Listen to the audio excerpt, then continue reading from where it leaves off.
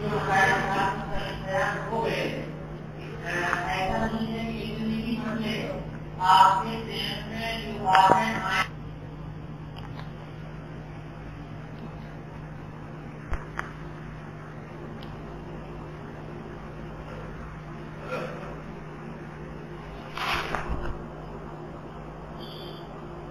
بسم اللہ الرحمن الرحیم۔ روزے کا ایک مسئلہ یہ ہے، لوگ پوچھتے ہیں کہ سفر میں روزہ نہ رکھنے کی گنجائش ہے۔ اللہ تبارک و تعالیٰ نے یہ گنجائش قرآن پاک میں دی ہے کہ مسافر اگر سفر میں روزہ نہ رکھے اور اس کی قضا کر لے تو قضا ہو سکتی ہے، لیکن پھر بھی ہر سفر بہت مشقت والا نہیں ہوتا ہے، تو اگر کوئی آدمی سفر کی حالت میں روزہ رکھ لے تو اس کا روزہ ہوگا یا نہیں، اور اس کے لیے روزہ رکھنا بہتر ہے یا نہ رکھنا بہتر ہے؟ روزہ ہو جائے گا اور روزہ رکھنا بہتر ہے، روزہ رکھنا بہتر ہے۔ سفر سے مراد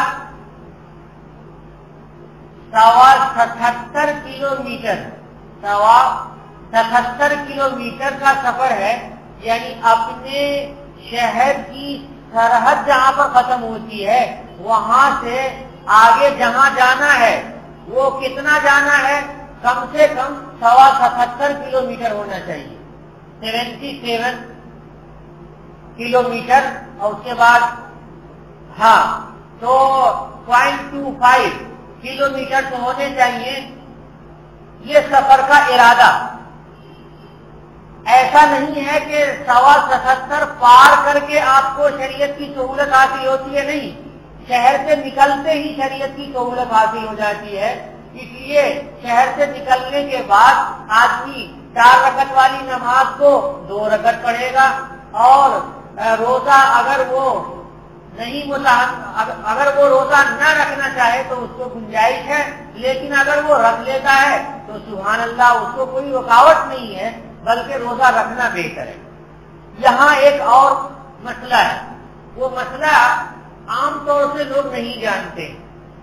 سفر میں روزہ نہ رکھنے کی اجازت ہے، لیکن جس دن آپ سفر کر رہے ہیں اپنے گھر سے، تو اپنے گھر سے صبح صادق کے بعد سفر کر رہے ہیں، مثلا آج کل صبح صادق ہوتی ہے 4:32 پہ آپ کے یہاں، تو صبح صادق میں 4:32 کے بعد آپ سفر کرنا شروع کر رہے ہیں، سحر کھا کر کے سفر شروع۔ تو جب روزہ شروع ہو گیا، روزے کے ساتھ سفر شروع ہو گیا، تو اس روزے کو پورا کرنا ضروری ہے۔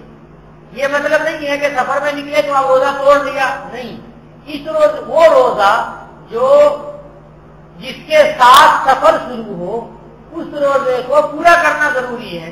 اب اگلا دن آئے گا تو روزہ نہیں رکھیں گے تو اس کی گنجائش ہوگی، یہ مسئلہ یاد رکھنا چاہیے۔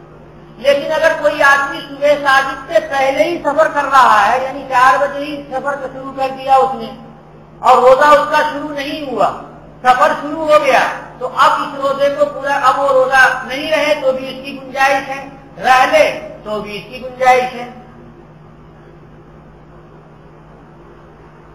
تیسرا مسئلہ، ایک صاحب نے کل پوچھا تھا انجیکشن سے روزہ ٹوٹتا ہے یا نہیں ٹوٹتا ہے؟ بھائی انجیکشن سے روزہ نہیں ٹوٹتا ہے۔ عام طور سے 2 قسم کا انجیکشن دیا جاتا ہے، ایک گوشت کا انجیکشن، جہاں گوشت ہو وہاں انجیکشن دیا جاتا، اور ایک نسوں کا انجیکشن، تو دونوں سے روزہ نہیں ٹوٹتا ہے۔ روزہ ٹوٹنے کے لیے پیٹ کے اندر کسی چیز کا پہنچنا یا دماغ کے اندر کسی چیز کا پہنچنا ضروری ہے۔ دماغ کے اندر پہنچنے کی ایک شکل یہ ہو سکتی ہے کہ کسی کو دماغ کا زخم ہوا ہو اور ایسا زخم ہو کہ وہ اندر تک چلا گیا ہو، دوا ڈالنے پر وہ دوا اندر کو پہنچ جاتی ہے، اللہ ہماری حفاظت فرمائے، تو اس کا روزہ ٹوٹ جائے گا۔ یا پیٹ میں ایسا زخم ہو کہ دوا ڈالنے سے دوا اندر کو چلی جاتی ہو تو روزہ ٹوٹ جائے گا. یہ تو زخم کی صورت ہے. لیکن کبھی ایسا بھی ہو سکتا ہے کہ انجیکشن کے ذریعے ڈائریکٹ کوئی دوا یا کوئی غذا پیٹ میں پہنچائی گئی ہو، بالکل معدے میں سوراخ کر کے پہنچائی گئی، یا دماغ کے اندر سوراخ کر کے کوئی دوا پہنچائی گئی، تو ایسی صورت میں روزہ ٹوٹ جائے گا. مطلب سمجھ لیا نا، روزہ ٹوٹ جائے گا.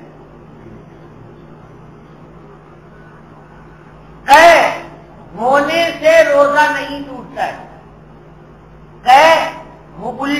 الٹی ہونے سے روزہ نہیں ٹوٹتا ہے، الٹی کرنے سے روزہ ٹوٹتا ہے. جبکہ منہ بھر کے ہو، منہ بھرنے کا مطلب یہ ہے کہ اتنا تیز آئے کہ منہ بند نہ ہو سکے.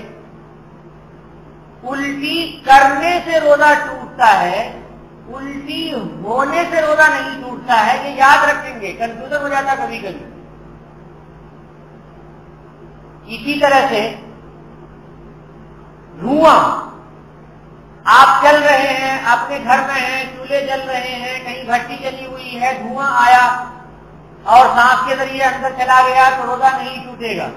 لیکن اگر بتی جل رہی ہے اور کسی آدمی نے ناک ہٹا کر کے اور کھینچ لیا اندر کو، تو وہ دھوئیں کو کھینچنا پایا گیا اپنے ارادے سے، تو روزہ ٹوٹ جائے گا. یا لوگ کچھ دھوئیں کھینچتے ہیں سگریٹ کے ذریعے، بیڑی کے ذریعے. آپ کے یہاں تو ماشاءاللہ بیڑی کا کاروبار بھی ہے، تو بیڑی کے ذریعے بھی دھواں کھینچا جاتا ہے براہ راست. تو دھواں کھینچنے کی وجہ سے روزہ ٹوٹ جائے گا، چاہے بیڑی ہو، سگریٹ ہو، یا اس طرح کی کوئی اور چیز ہو. رمضان کے بعد شوال کے مہینے میں 6 روزے رہنا مستحب ہے. اللہ کے نبی صلی اللہ علیہ وسلم کا ارشاد گرامی ہے، من صام رمضان ثم اتبعه ستا من شوال فقد صام صيام الدهر. کہ جس آدمی نے رمضان کا روزہ پورا کیا، رمضان کے روزے کے بعد شوال کے مہینے میں 6 روزے رکھے، تو اس آدمی نے گویا کہ پوری زندگی روزہ رکھا. ہر سال اگر کوئی آدمی رمضان کا روزہ رہتا ہے اور شوال کے 6 روزے رہتا ہے، تو اس کو پورے مہینے، پورے سال روزہ رہنے کا ثواب ہو جائے گا. اور ہر سال رہتا ہے تو پوری زندگی کا ثواب ہو جائے گا. اس کو سمجھنے کے لیے یہ سمجھیں، حدیث شریف میں ہے، قرآن پاک کی آیت ہے اور حدیث شریف میں مذکور ہے، من جاء بالحسنۃ فلہ عشر امثالها. من جاء بالحسنۃ فلہ عشر امثالها. کہ جو آدمی ایک نیکی کرتا ہے تو اس کو 10 گنا ثواب اللہ تعالیٰ عنایت فرماتے ہیں. تو 30 روزے رمضان کے اور 6 روزے شوال کے ملائیے کتنے ہوئے؟ 36 ہوئے. اور 36 کو 10 سے آپ ضرب دے لیں تو کتنا ہو جائے گا؟ 36 کو 10 سے ضرب دے لیں گے تو کتنا ہو جائے گا؟ 360 ہوگا. تو ایک کا ثواب 10 گنا ہے تو 360 کا ثواب مل جائے گا. تو ایک سال اس نے کیا تو 360، اگلے سال کیا تو 360، پوری زندگی ایسا ہی کرتا رہا تو 360 روزوں کا ثواب ملے گا. یہ اللہ تبارک و تعالیٰ کا فضل ہے. اس لیے رمضان کے بعد شوال کے روزے بھی رکھنے چاہیے. یہ مستحب ہے، فرض اور ضروری نہیں ہے، واجب نہیں ہے. یہاں ایک اور مسئلہ ہے کہ لگاتار رہیں یا پورے مہینے میں جب چاہیں جب رکھ لیں. دونوں طرح سے رکھ سکتے ہیں. چاہیں تو ایک ساتھ رکھتے چلے جائیں اور چاہیں تو پورے مہینے میں 30 دن میں جب جی چاہے ایک رکھیں، جب جی چاہے دوسرا رکھیں، جب جی چاہے تیسرا رکھیں. لیکن شوال کے مہینے میں ہونا چاہیے تو یہ فضیلت حاصل ہو جائے گی.